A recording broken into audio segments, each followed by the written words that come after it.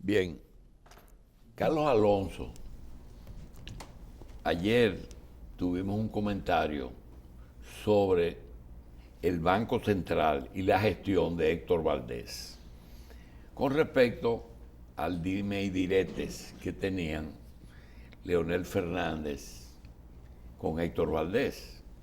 Leonel cuida mucho su gestión. Entonces hubo una contradicción entre Temístocles Montaz y Leonel sobre el déficit cuasi fiscal. Ellos le aclararon a Leonel y él no le gustó, pero no solamente que no le gustó, sino que se lo guardó. Ay, Dios. Y ahora le dijo que esos datos que estaba dando son datos estadísticos. Y ahora aparece que la fuerza del pueblo le responde a Valdés y que le da la razón a Leonel. Yo creo que eso es correcto porque la fuerza Es del su pueblo es partido. Leonel. Sí, claro. No, que su partido no, que esto es Leonel. Es Leonel. Búscame otro nombre de la No, fuerza ya. del pueblo. No, ya. Bueno, el asunto es que Valdés también aclara, porque para él no se sintió bien, porque acompañó a Leonel y además le arregló el sueño, le leyó la taza durante muchos años al PLD. Entonces una situación incómoda para los dos. Sin embargo, nosotros queremos repetir algo que produjo y lo quiero hacer delante de alguien que tuvo experiencia en ese proceso, que es Andrés. Resulta que Valdés es un hombre del Banco Central. Hasta el año 1994 fue un empleado del Banco Central. Ya en ese año, Balaguer lo llevó al Banco de Reservas, pero de ahí, en el 94, vino al Banco Central. Tuvo 2 años con Balaguer, 94-96. Entonces tuvo del 96 al 2000, 4 años con Leonel. En el 2000 al 2004, Hipólito lo sacó. Entonces, 2004-2008, 2004-2012, los 8 años de Leonel fue gobernador del Banco Central. Y 2012-2020 fue gobernador del Banco Central. Y tiene un año ahora con Luis. Lo que significa que Valdés tiene, independientemente de su carrera dentro del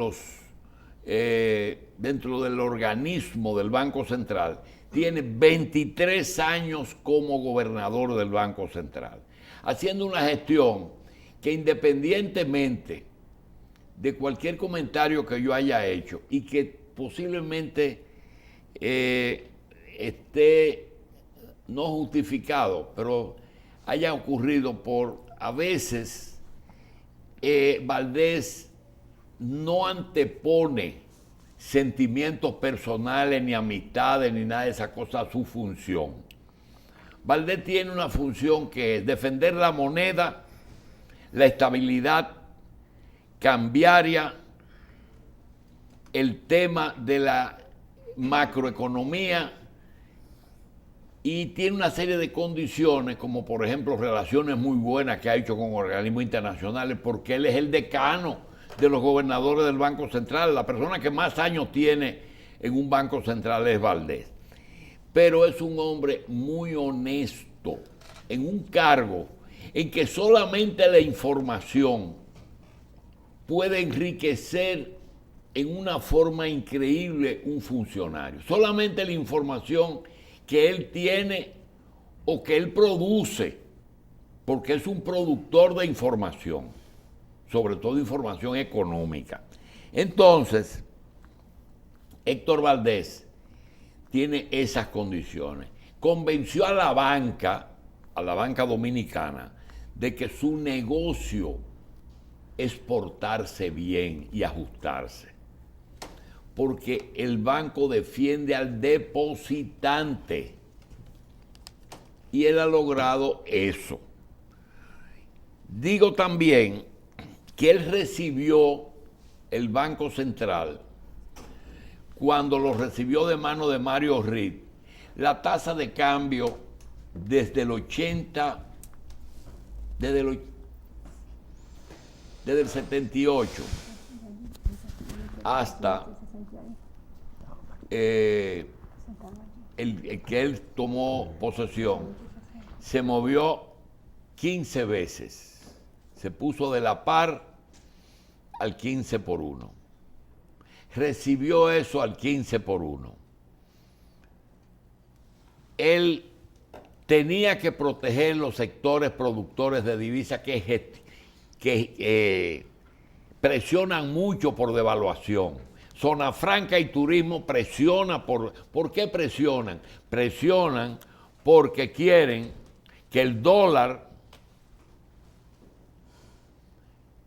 les rinda. Ese es el objetivo de los que producen divisas. Pero el del gobernador es, en un país que no produce las divisas que necesita, no puede permitir que se le dispare. Entonces es una lucha constante que tienen en esa dirección. ¿Qué pasó?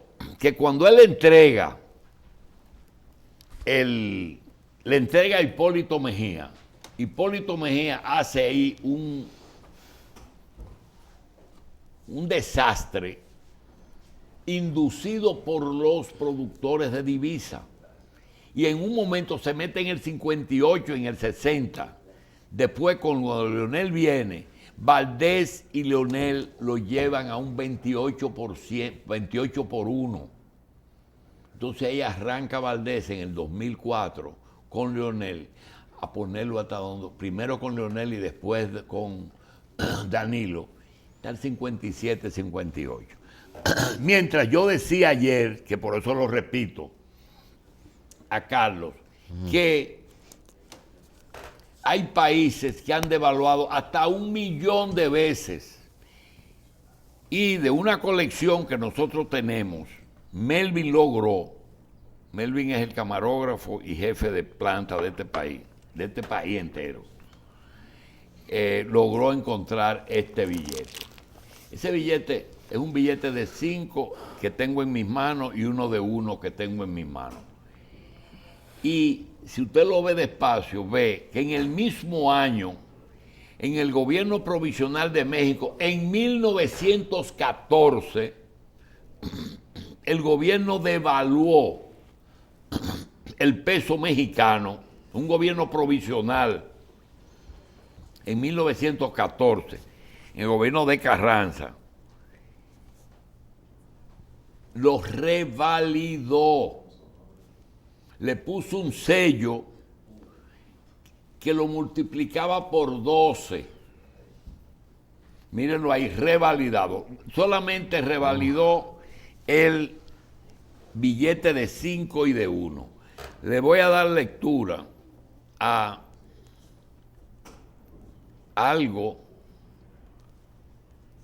Es una efemérides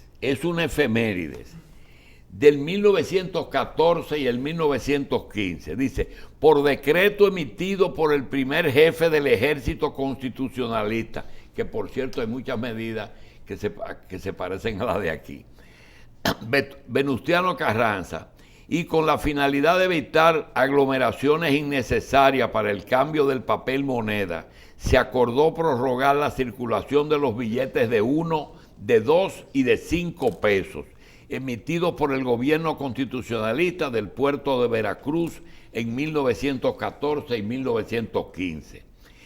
En el 15 matan a Carranza.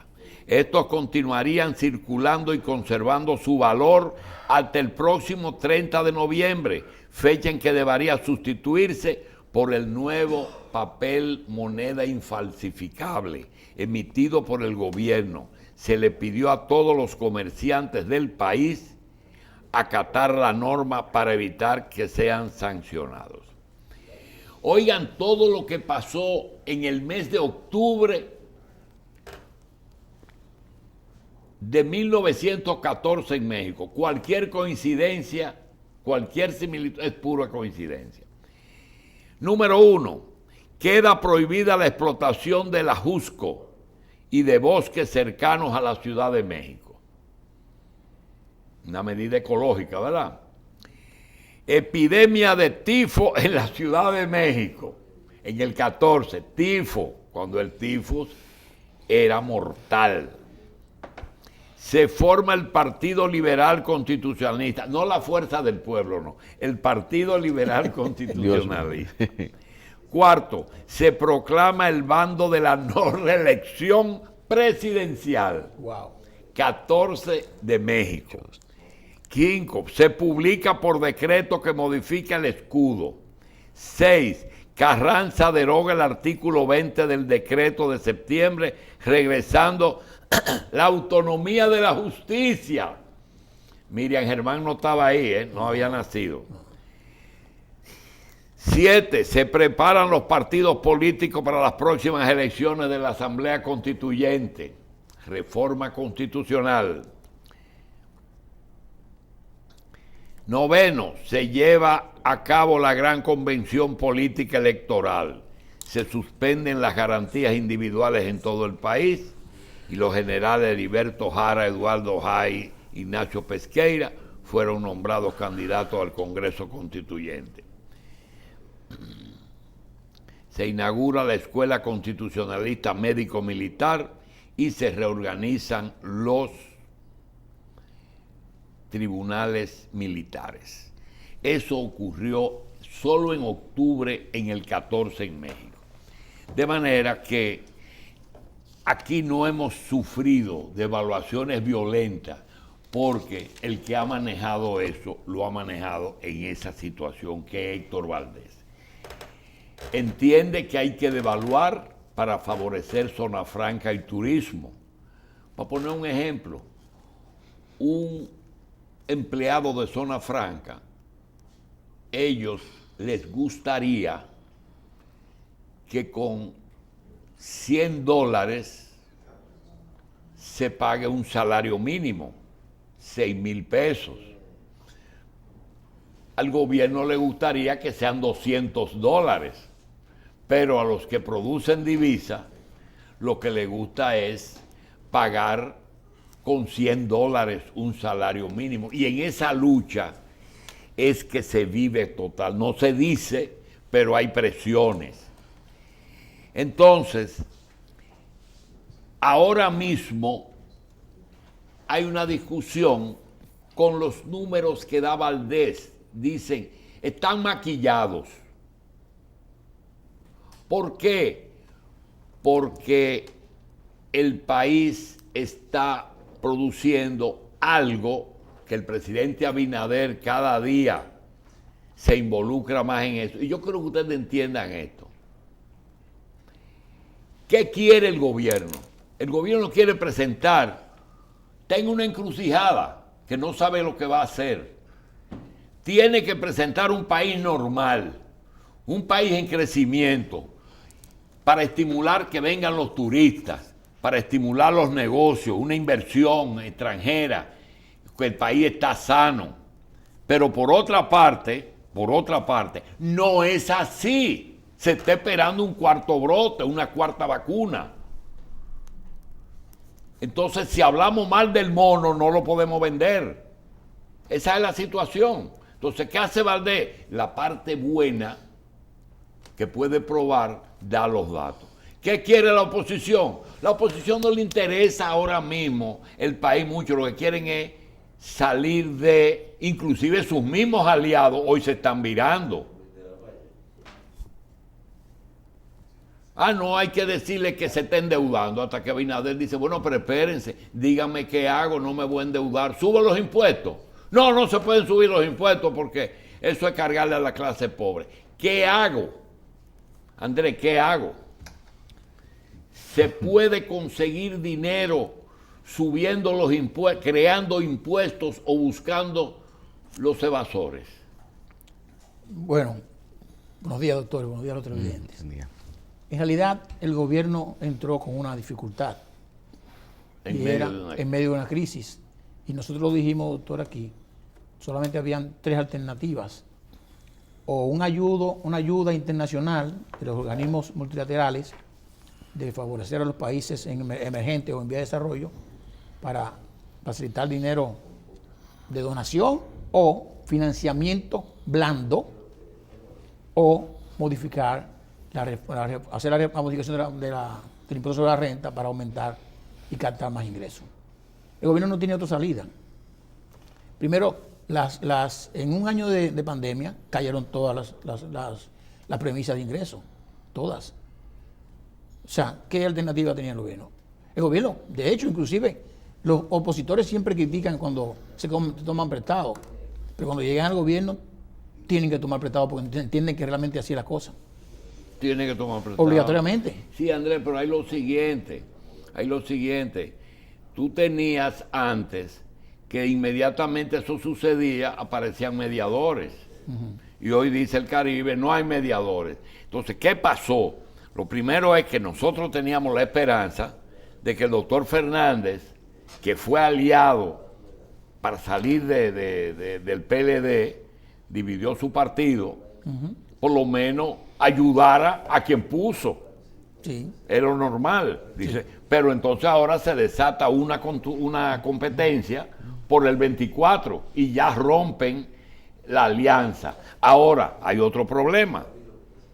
Agripino Núñez fue el gran mediador, pero resulta que lo quitan y ponen uno de participación ciudadana. Y participación ya no tiene calidad de mediación porque ellos son parte del bloque opositor. Y ellos están cobrando. Toribio sustituye a Agripino, sí, ¿verdad? Agripino se queda en el retiro por allá. Ya no hay Balaguer, ya no hay Bosch, ya no hay Peña, que siempre al final actuaban en beneficio del país.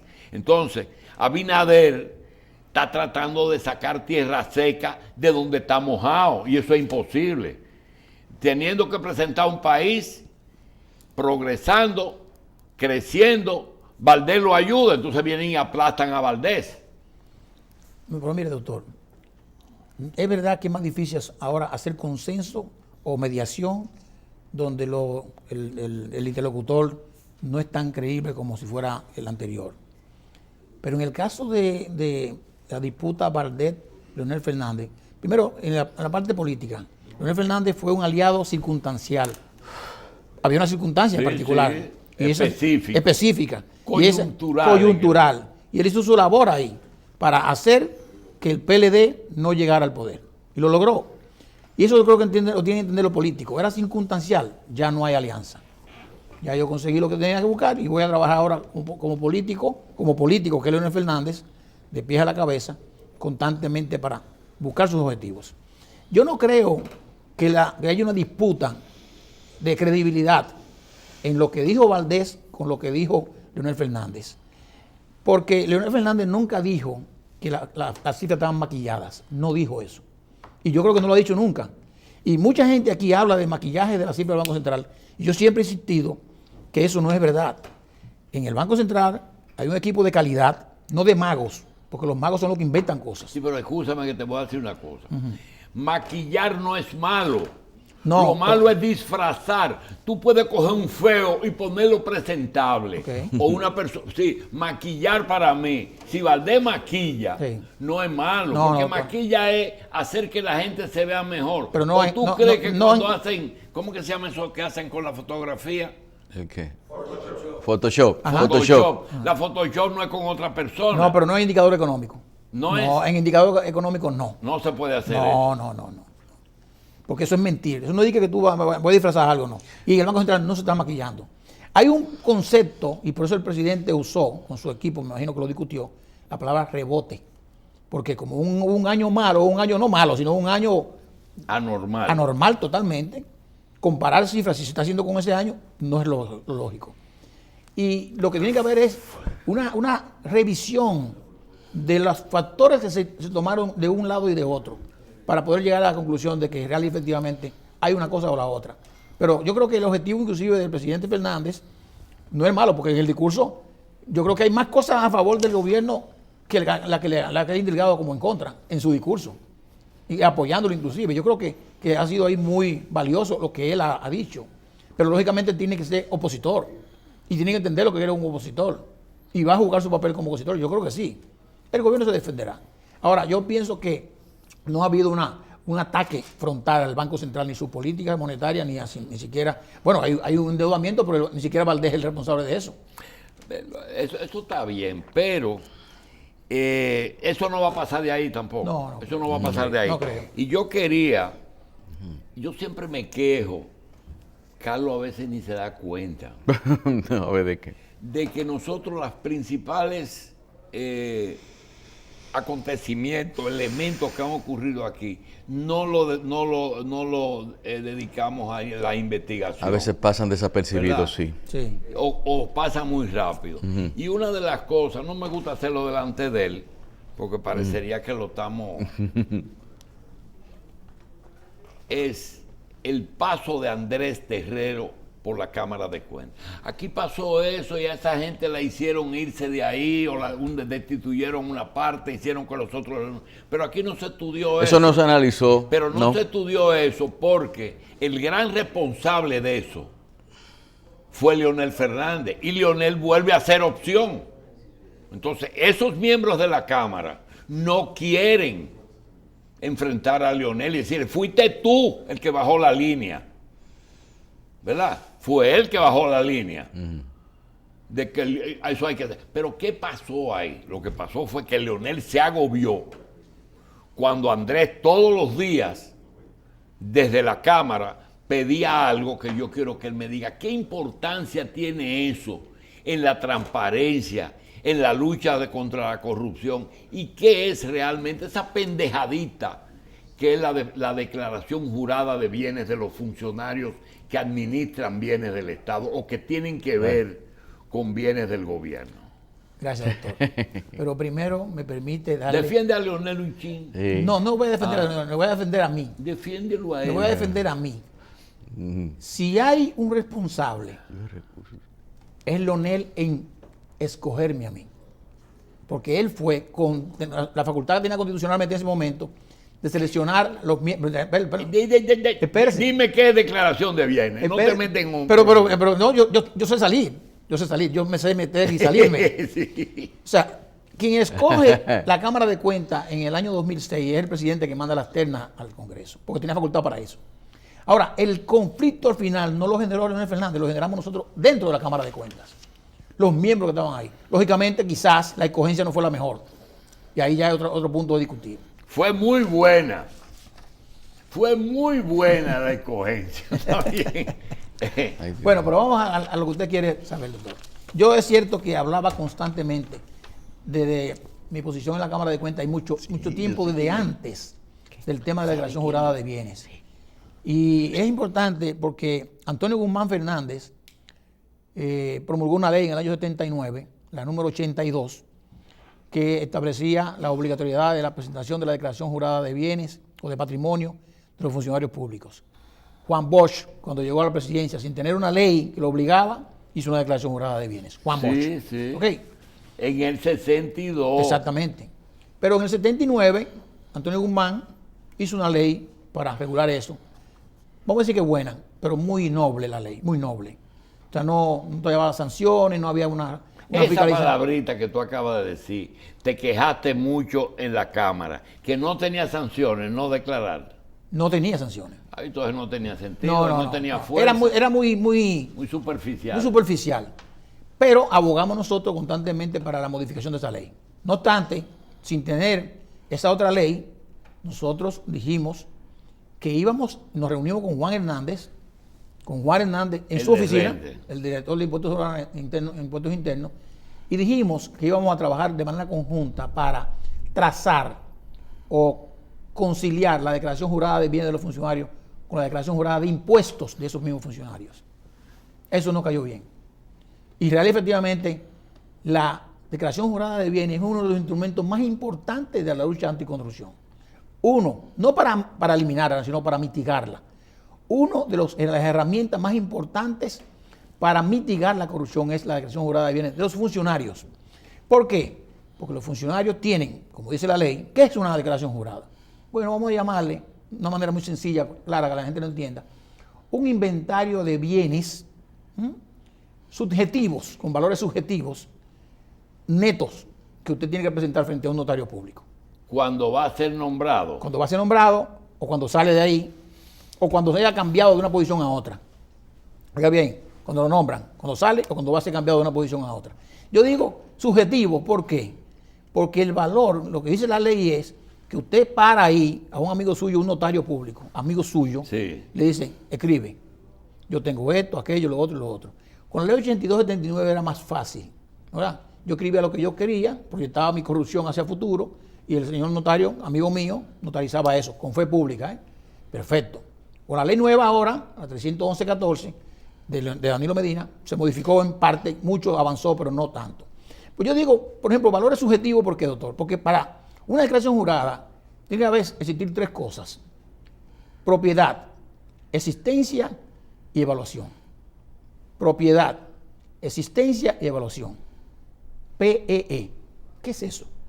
Bueno, pero yo tengo que asegurarme, como Estado, de que primero, cuando el señor Terrero declaró sus bienes, hay propiedad, son de él, propiedad. Sí, Ahora, hay un título de propiedad, o lo que sea.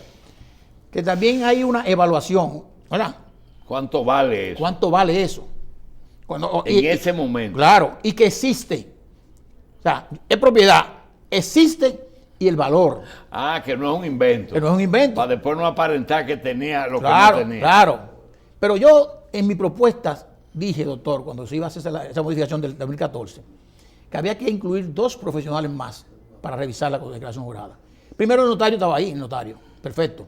Pero también había que adicionar un contador público autorizado que con fe pública certificara que esa declaración jurada era correcta, o razonablemente correcta. Ah, porque ya no puede ser tu contador. No, pero es que ni siquiera hay un contador ninguno, nada más un notario, Sí. únicamente. Digo, Y- no puede ser tu notario. No, tú no puedes ser, no. Y claro. ahora no. No, un notario. Sí, Perfecto. un notario. Pero también incluía un tasador independiente. Ah, ya. Un tasador independiente que me va a decir a mí cuánto vale ese inmueble De ahora. verdad. Ahora, cuánto vale. Y yo podía ponerlo no valores subjetivos, sino Real. valor del mercado. Que fíjese que ha ocurrido muchas cosas con lo que están acusados en Odebrecht, de que ellos modificaron posteriormente sus declaraciones juradas o sus bienes, porque lo actualizaron al valor presente. Y eso no está mal. Eso no está mal, pero había que hacerlo en el valor cuando tú lo hiciste. En el momento. Sí, pero no está mal que lo hiciera, pero lo que tiene que hacer es hacerlo y decirlo. O sea, hay que revelar, modifiqué mi declaración jurada o mis bienes, porque ya hay una ley inclusive que me lo permite. Ya yo entendí. Ahora, ¿cuál es la función de la Cámara de Cuentas en ese problema que se supone que es de justicia? Porque al final de mi gestión, cuando yo aparezco que tengo más de lo que yo declaré, que debe ser solamente con lo que me ahorré del sueldo, más nada, yo me digo, es más, yo conozco un funcionario que depositaba el sueldo, desde que lo tomó posesión, depositaba el sueldo en el Banco de Reserva, y ahí tuve el movimiento de sus gastos fuera de su declaración jurada. Claro. Entonces, la Cámara de Cuentas, ¿cuál es la función con la declaración jurada? Ok, ¿qué pintaba antes la Cámara de Cuentas? Antes, yo diría antes de la ley nueva, 311-14. Muy poca cosa pintaba. Porque la declaración jurada se tenía que presentar frente al tesorero nacional.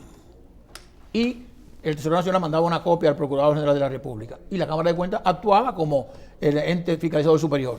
Pero en la modificación del 2014 se le asignó la atribución a la Cámara de Cuentas de ser el fiscalizador, el receptor fiscalizador y el que tenía que hablar sobre eso de la declaración jurada de bienes. Un error, lo he dicho desde antes y ahora, porque la Cámara de Cuentas tiene ya muchas funciones, o debería tener muchas funciones, para dedicarse a fiscalizar la declaración jurada, además de que le mandaron eso, doctor, sin presupuesto. Si mire, usted ahora tiene la facultad de revisar, recibir, revisar e informar sobre esta declaración jurada. Pero doctor, como usted tiene 5.000 funcionarios, o qué sé yo, ¿cuántos funcionarios? Con una declaración jurada que usted tiene que revisar, que usted tiene que tener un equipo de gente que vaya a revisar si ese inmueble que usted dijo que tenía ahí vale eso, si ese dinero que usted tiene en un banco está certificado. O sea, hay que buscarle presupuesto a la Cámara de Cuentas, que no lo tiene. Y que ojalá la Cámara de Cuentas pueda decir qué función ha hecho esa dirección que tiene de fiscalización de la declaración jurada de bienes desde que en el 2014 le asignaron esas funciones. Yo creo que muy poca. Y por eso usted ve constantemente que entonces, aunque la Cámara está fiscalizando, Dice, bueno, pero ¿cómo sale esto en una investigación futura? Y cuando termina la gestión, ¿la Cámara actúa o tiene que ser por una acusación que le hagan al funcionario? No, es que la Cámara tiene que actuar en momento, constantemente. Cuando el funcionario declara, termina... no, cuando declara, doctor.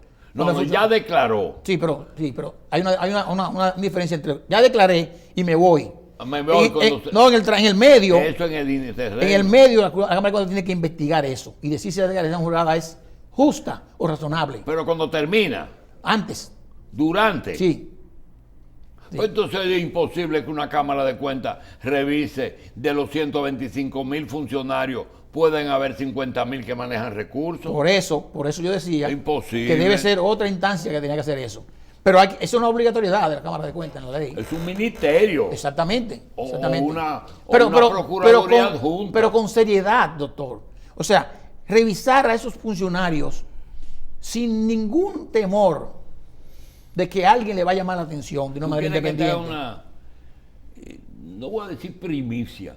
Tú sabes que aquí hay una oficina o dos que se dedican con los funcionarios que han aceptado cargos, que tienen muchos bienes, a asesorarlos para explicarles cómo deben declarar esos bienes. No, pero eso está muy bien. ¿Que está bien? Sí, pero ¿cómo deben declararlo? ¿En qué sentido? Declararlo en que no se vea que sus bienes personales fueron adquiridos durante la función del ejercicio de su función, o que realmente están buscando la forma de escabullir alguna jugadita que ellos hagan. No, pero que no hay forma. ¿Perdón? No hay forma. Actualmente no hay. No hay. Si se hace seriamente las cosas. Porque la declaración jurada está amarrada con el registro de títulos. Si es un inmueble, ¿verdad? Entonces ya no puede decirme a mí que ese inmueble que es mío, no, yo no lo compré ahora. Pero esa es la única cosa que tiene el registro de títulos, es una sola cosa. No, está bien, pero y el título... No, pero también el efectivo, los bancos, impuestos internos, exacto, la Cámara de Comercio y Producción, o sea, todo eso está amarrado. Si se hace seriamente, doctor. Si se hace seriamente. O sea, se puede, y por eso les decía que es la herramienta más importante de la lucha anticorrupción. Porque es el funcionario el que entra en la corrupción, no es el sector privado. El sector privado lo que hace es que entra en colusión con el funcionario. Porque no es de una vía, entonces, es de doble vía. No hay corrupto y corruptor, solamente hay corrupto. Todos son corruptos. Es decir, no, me refiero el de a uno y que el cuando otro. tú sometes a un funcionario, a ti no te importa quién lo corrompió. No, yo tengo que verlo también. También. El corrupto y el corruptor es de doble vía. Lo que pasa es que la corrupción administrativa en el sector privado... Entonces Odebrecht supuestamente fue un corruptor. Supuestamente. Sí. Ellos mismos declararon que tienen... Perfecto, ellos pueden haber declarado eso, pero usted tiene que probarlo en justicia. Porque no es porque yo diga. Pues yo puedo decirle... Ellos tienen que decir, yo di 94 millones de soborno. De soborno y tiene que probarlo. Claro. Él, a pesar de... Claro. Y la justicia tiene que probarlo. Yo creía que eso no hay ya con que lo diga. No, eso no es una prueba, eso no es una prueba. Acuérdese que hay prueba, doctor. Evidencia. No, porque yo después vi que esa misma empresa que se demostró que es corruptora, aparece diciendo quiénes son los corruptores. No, ellos pueden decirlo, doctor, y además ellos tienen herramientas. Ellos tienen que probarlo. Ellos tienen documentación interna, ellos pueden decir, mira, yo le di a fulano de tal, o le acredité a fulano de tal, y tienen que hacerlo a la justicia. Después de ese relato, es posible, con los presupuestos actuales y con los mecanismos que tenemos de Cámara de Cuentas, Procuraduría, porque supongo que la Cámara de Cuentas, cuando hace una auditoría o cuando tiene un caso de eso, él no somete, sino que se lo manda a la Procuraduría.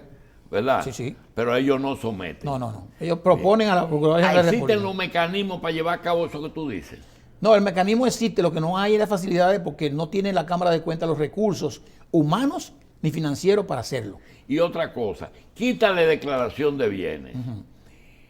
Cámara de Cuentas tiene suficiente personal y recursos para hacer el trabajo de auditoría que tiene que hacer. Respuesta que no puedo confirmar. No tengo la menor idea de cuánta gente hay en la Cámara de Cuentas. Sin embargo... Pero pueden contratar. Sí, claro que sí, pero hay un problema. Los cuartos para contratar. Ahí va. Dice, hay un problema. El problema es financiamiento, siempre recursos. La ley de presupuesto indica un 0.30% de los ingresos propios del Estado para asignarlo a la Cámara de Cuentas. Pero eso no llega.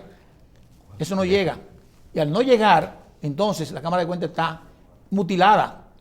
porque no tiene capacidad para poder contratar recursos humanos con calidad.